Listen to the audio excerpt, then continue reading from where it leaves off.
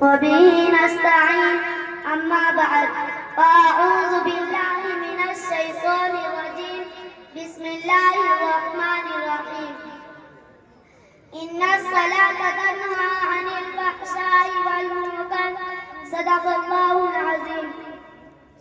میری پیاری بہنوں، خالق السماوات والارض نے امت مسلمہ اور اپنے حبیب محسن کائنات صلی اللہ علیہ وسلم کو بے بہا نعمتوں سے نوازا اور ہمیشہ تحفوں سے سرفراز فرماتا رہا. ان نعمتوں میں سے ایک اعلیٰ برپا تحفہ نماز کا تحفہ ہے. اس متبرک تحفے کی فضیلت روزے روشن کی طرح آیا ہے. اللہ نے حج کو فرض پر نازل فرمایا، زکوٰۃ کو فرض پر نازل فرمایا، روزے کو فرض پر نازل فرمایا، ایمان کو فرض پر نازل فرمایا، تمام احکام کو فرض پر نازل فرمایا.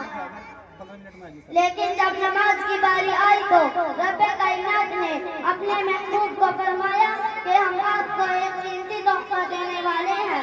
یہ تحفہ بہت اعلیٰ ہے، یہ تحفہ بہت عرفان ہے اور اعلیٰ برپشے کو اعلیٰ ہی جگہ کا کیا جاتا ہے. لہذا نماز کو عرش پر بلا کر عطا کیا گیا.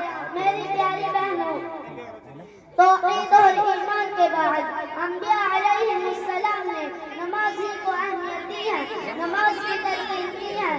قرآن میں جگہ جگہ اقیم الصلاۃ ذکر کیا گیا ہے. جب صحابہ کرام رضوان اللہ علیہم اجمعین کو حضور صلی اللہ علیہ وسلم نے معراج کے تحفے کی بشارت سنائی اور نماز کے تحفے کا ذکر کیا تو تمام صحابہ جھوم اٹھے. میں اس شعر کے ساتھ اپنی بات ختم کرتی ہوں.